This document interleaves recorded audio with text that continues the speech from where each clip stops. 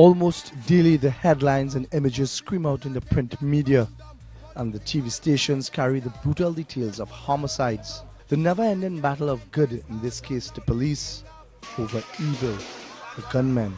In an economy where crime supposedly sits on the throne and the firepower is easily accessible to criminals, legitimate businessmen live in fear, and those who have applied for licensed firearms for years are now growing impatient. I have a illegal firearm, a 38. My reason for choosing that type of firearm, well, it's very easy to conceal.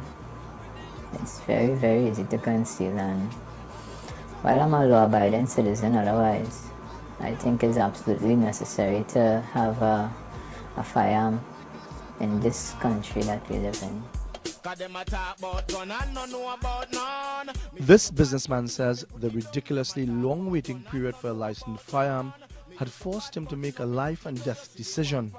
I would like to be able to protect my family and my well-being, my investments, etc. And although some businessmen might have very deep pockets, even that is no guarantee for a gun in hand. As he alleges, lawmen make promises that never materialize.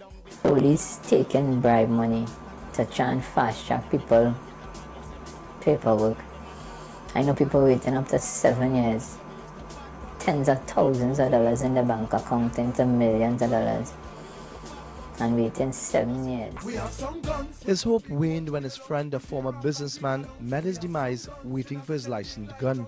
After paying $30,000 to different police, this fourth time around in paying that $30,000, that's $120,000 in a short space of about 12 years, just trying to have some means to defend himself, his business, and his family. This is somebody who meddling, representing a club and cannot get through, but was very hopeful that things were looking progressive, and the police reached his home to check it out, and that was the furthest stage it had ever reached. Today he's dead. He's dead and didn't even have a fighting chance, because reaching home, he was met with 2 armed bandits, and the end result was 17 bullets. TV6 had attempted for close to 2 months to speak with a representative of the Trinidad and Tobago Police Service for this investigative series and had sent many questions in advance. But despite assurances given by Corporate Communications Manager Ellen Lewis, nothing materialized. The businessman insists that the system is tailor-made only for particular law enforcement officers. All he's doing is approving police. Do an investigation, check it out. See if you could access the files of all who were granted firearms for the last 3 years, 5 years. It's police and people in high office. Not even certain high-level soldiers and Coast Guard and fire officers, prison officers getting firearms.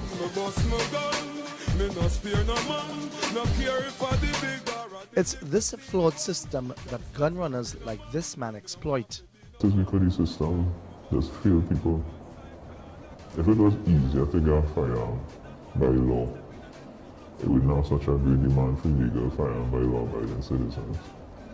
But because the system geared towards who you know and favor from who you know, you find that a lot of people who would want to purchase a illegal firearm.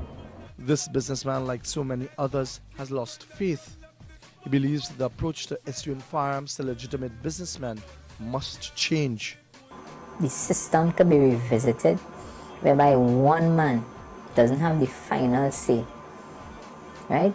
One man doesn't have the say as to who could defend their life, their family life, and who would not be able to.